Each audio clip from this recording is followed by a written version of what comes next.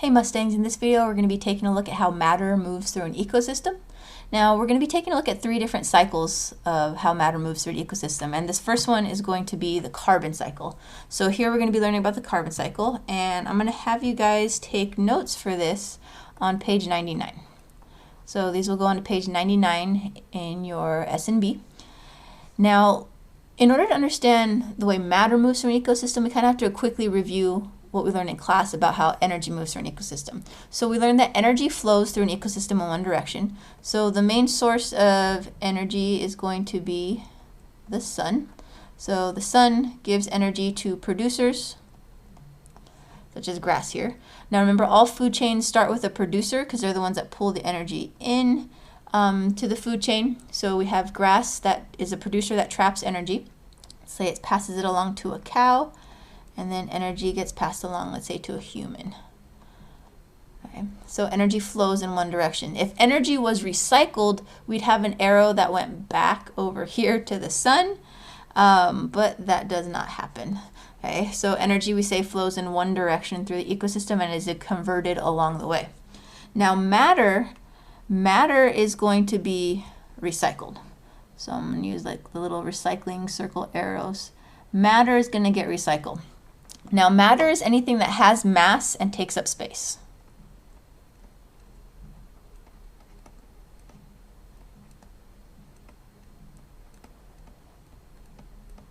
So atoms and molecules are examples of matter, and we're going to see how specifically certain types of atoms get passed along through an ecosystem and through food chains. Now, since matter is going to be transferred along here, matter can actually be used to trap and transfer energy. So there are many molecules that can be used to trap energy and then pass it along. In fact, when we look at a food chain here, the energy that's being passed along is glucose, or in the form of glucose, my bad. So energy is trapped in glucose and then it's passed along from organism to organism, where they break it apart during cellular respiration and transfer the energy into ATP, and then they can use that energy to do chemical reactions inside the cell. Now, matter and energy are not the same thing, though. Matter can be used to trap and transfer energy, but that doesn't mean matter is energy itself. So as an example I like to use is, let's say you have a cup, okay, and you fill that cup with water. Well, that cup can be used to transfer the water around. But when you put the water in the cup, that doesn't mean the cup became the water. It just simply is transferring the water around. So same thing with matter. We're going to see that matter can be used to trap and transfer energy around, but the matter itself is not energy.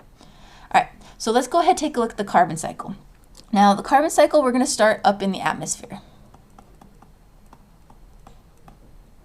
And carbon exists in the atmosphere in the form of carbon dioxide, one of many different gases, but we're going to focus on carbon dioxide.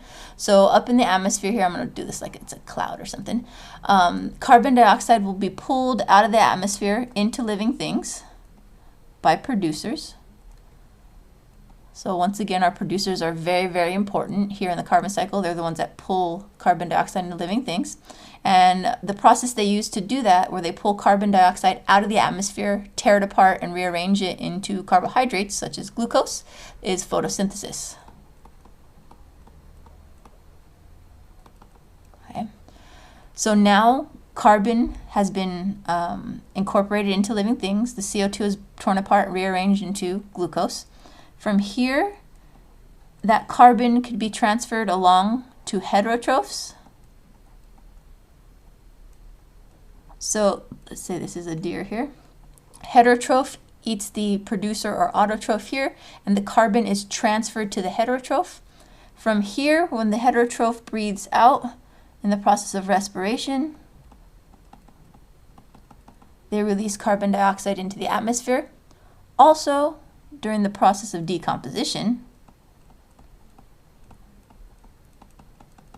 so when they die, carbon can also be released back up into the atmosphere. So here we have what I like to call our super simplified carbon cycle. And it's super simplified for a reason, because it's missing some key things here. So for one, plants also die. When they die, carbon gets released. So when they die, they get torn apart by bacteria and fungi. Carbon will be released up into the atmosphere once again. Also, plants go through cellular respiration. So they produce carbon dioxide as well, and some of that carbon dioxide is also released. So we could draw arrows in here, but I don't want you to do that. I want you to just remember that plants go through cellular respiration and release carbon in the atmosphere, and they also go through decomposition. It makes it look like a nice, clean cycle if we keep it like this. And we're just going to keep it super simplified. Now, there's some other things that go on as well. One other process that brings carbon out of the atmosphere, and not necessarily directly into living things, but into water, is going to be CO2 dissolving into bodies of water. So CO2 dissolves into water. Okay. So right now, one problem we're seeing with global climate change, one of the big things we're seeing is with all this carbon dioxide that's being put into the atmosphere, a lot of it is dissolving into the oceans and lakes and stuff like that. And the ocean is actually becoming acidified. And we're seeing that it's actually turning into be quite a problem. And in some places, especially in colder places, and we'll be talking about this later on, that the CO2 dissolved into the water has acidified the ocean so much that it's very difficult for organisms that have shells to actually exist there. And we'll be taking a look at that later on. Now, two other things we can add here. Opposite direction, releasing carbon dioxide into the atmosphere. These are human things, burning fossil fuels.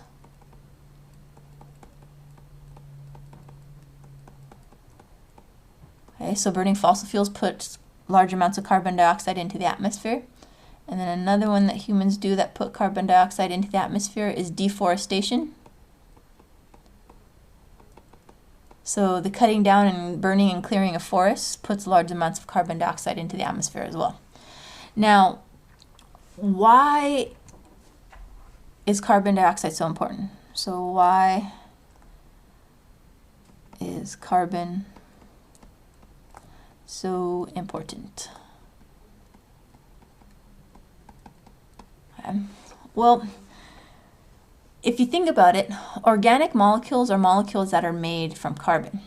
And the four important ones that we talked about in class are proteins,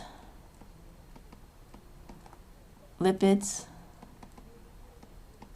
carbohydrates, and nucleic acids.